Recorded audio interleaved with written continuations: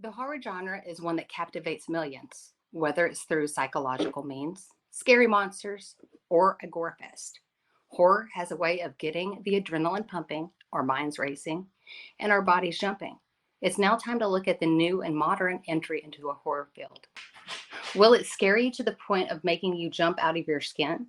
Or will it leave you falling asleep and finding that you'll get more of a scare from a fly buzzing by your ear? Luckily, I'm here to tell you what is what. I'm Bonnie, and this is Unexplained Possibilities Reviews, The Black Phone. Guys, this video contains major spoilers of the plot, so if you choose, you can skip to the end of the video to get to the conclusion. Otherwise, enjoy. Black Phone was a short story written by Joe Hill, who happens to be the son of Stephen King. You'll note some fun Easter eggs through that will show up later. The story is set in 1978 Denver, Colorado. The main character is 13-year-old Finney, who's played by Mason Thames. He's a shy kid, mature, but also passive. He happens to be a target of bullies at school. His home life isn't much better because he is raised by his single, overworked, alcoholic father, Terrence. He is extremely close to his fiery, outspoken, protective little sister, Gwen, Madeline McGraw. The movie opening credits start off with news clips captured on 8mm film with missing child stories plastered all about, which gives you the true horror of the reality of a child abduction. The first scene is reminiscent of the good old days, where the main character, Finney, is pitching one hell of a game, throwing strike after strike with his badass arm. Unfortunately, he throws a pitch and the batter hits it out of the park. At the end of the game, they're doing the classic good game lineup crap, and Finney takes a good look at the kid that hit the homer and congratulates him on his home run. And in turn, the kid tells Finney, "Hey man, you have a mint arm." You'll find out later this kid's name is Bruce. Very soon you will find out that Bruce is going to be the victim of the next main character, the grabber, played by Ethan Hawke. Now it goes to the next scene where Finney and Gwen, his sister, are walking to school discussing the latest victim of the grabber, which happens to be Bruce. As they approach the school, they see a fight in the schoolyard, and one of those fighting happens to be one of the other main characters, a kid named Robin, played by Miguel Mora. Robin obliterates the bully and hands him his ass in a fight that Curtis Joseph, with his martial arts training, would call a scientific ass whooping. Robin is a badass kid who loves Cheech and Chong horror movies and references Texas Chainsaw Massacre. But the one thing Robin mentions that stood out to me was how he loved Bruce Lee and Enter the Dragon, which I feel is either an Easter egg or foreshadowing in some sort, because Enter the Dragon was a movie where Bruce Lee fought his way to kill those who kidnapped and killed his sister. After the fight, the other two bullies set their sight on Finney, who runs into the restroom trying to get away from them. But as they corner him in the bathroom, they realize that Robin is already there, washing their friend's blood off of his hands, and it takes one look from Robin to set the other two bullies into retreat. This is where you see a bit of a friendship spark for Finney and Robin. Robin asks Finney to help him with his grades and trade for protecting and helping Finney to learn to stand on his own. A huge moment of foreshadowing happens as Robin poignantly tells Finney, "You know, one day, Finney, you're going to have to stand up for yourself." The scene then cuts to Robin walking on his journey home after school, where you see an ominous-looking black van parked by itself in a parking lot, and Robin cutting through while making his way home. You see the door of the van open, and then the camera flips and flaps around a little bit, and then the scene goes black.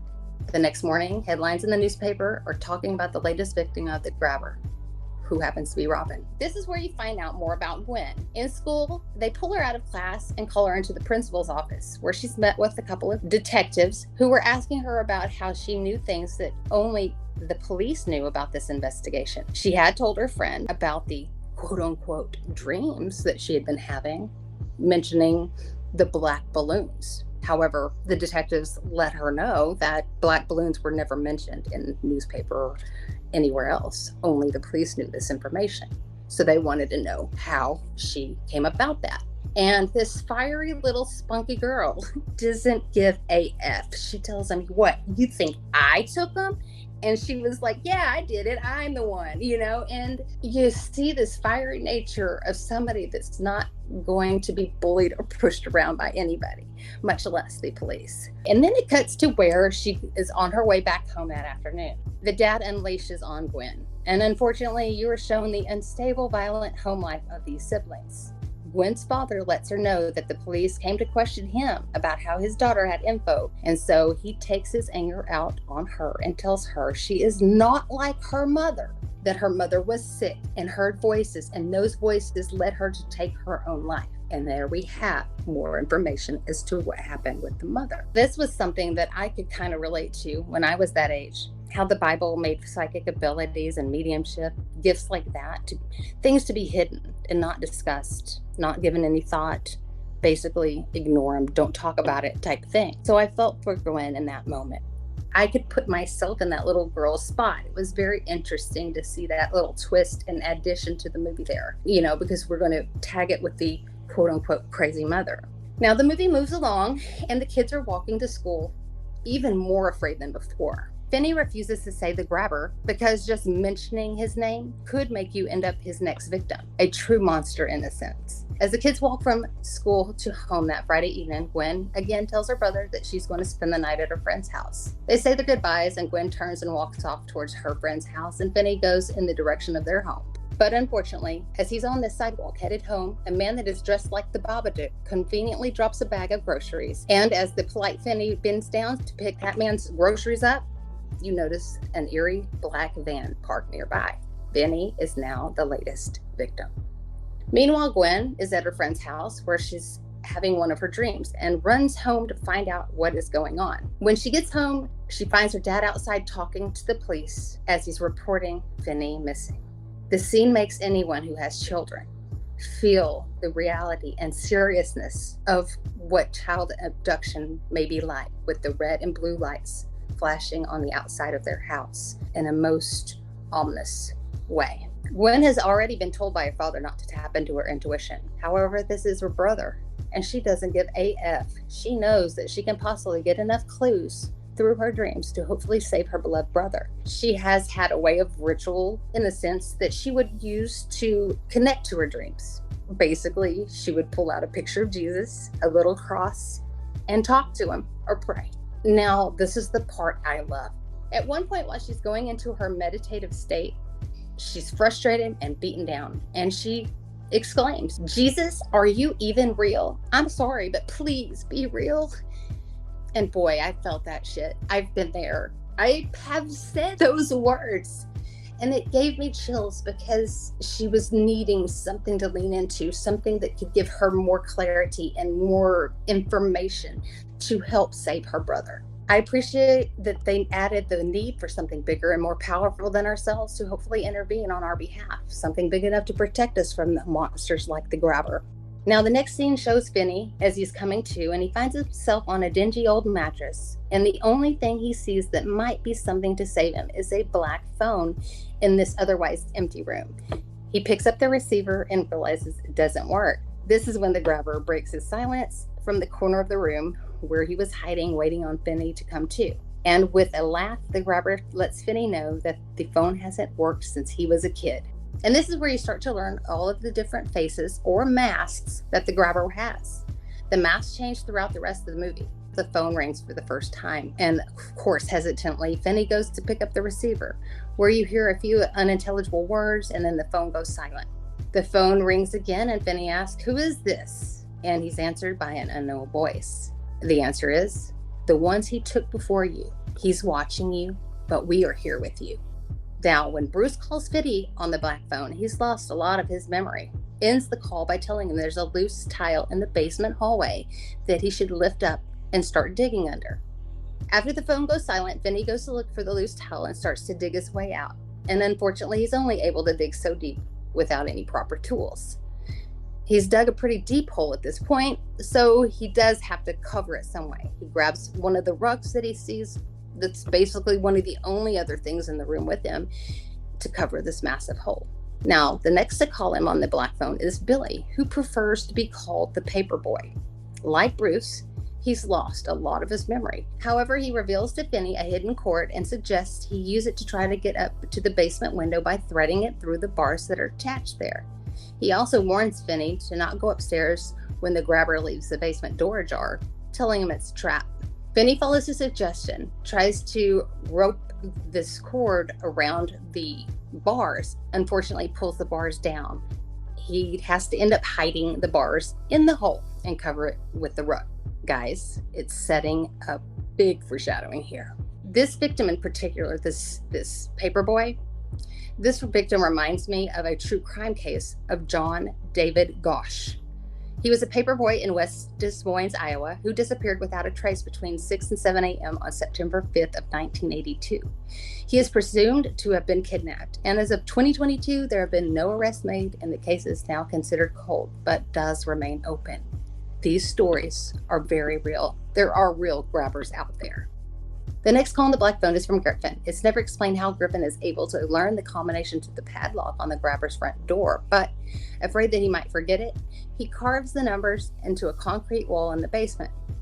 This proves extra useful to Finney when Griffin reveals to him that the grabber has fallen asleep and Finney has a chance to escape out the front door.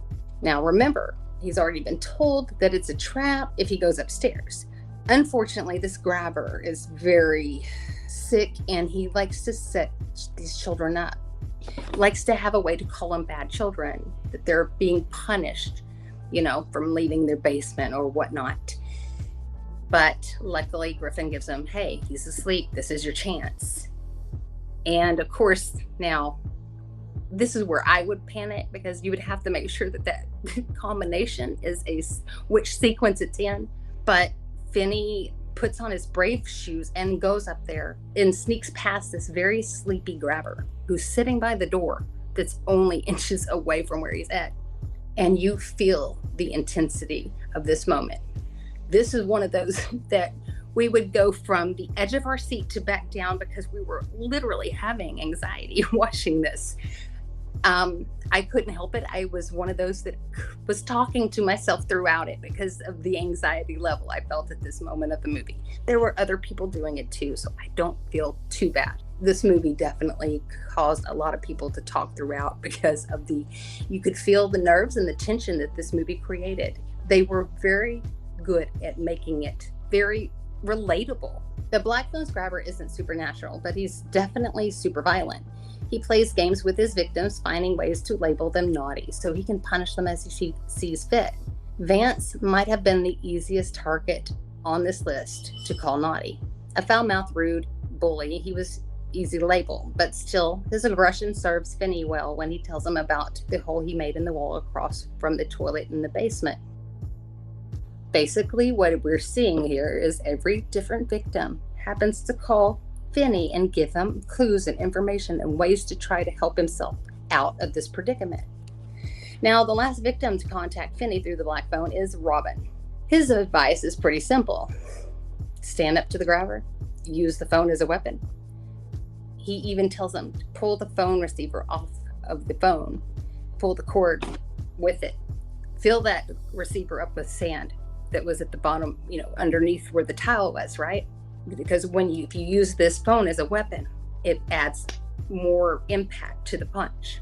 And he says, use your pitching arm. Ooh, this gives me chills, guys. This is so beautifully. Remember, he said that he would promise him how to stand up for himself. And you kind of get this beautiful moment there where he's able to make it happen in his own way. You see this scene where the spirit version of Robin is standing side by side. Even though Finney can't see him, he's more clairaudient. He can hear them. He's listening to everything Robin's telling him to do, and he's practicing his punches. He says, now back, go ahead and go forward, lean in. He's telling him, basically giving him a boxing lesson and told him to stand his ground. The moment comes when the grabber has to make a move on Finney. Basically, he feels things are getting too heated up and the police are too onto him at this moment. So he has to do something. As Robin had told him to stand his ground, that's what he did. He goes and runs around this corner to where the hole had been dug. He jumps over this rug that was covering what happened to be a booby trap. The grabber falls into this hole. The bars that were on the window are in there, and he breaks you could hear the ankle snap. It was beautiful. So now he's in his own little trap. The other victims helped Finney create.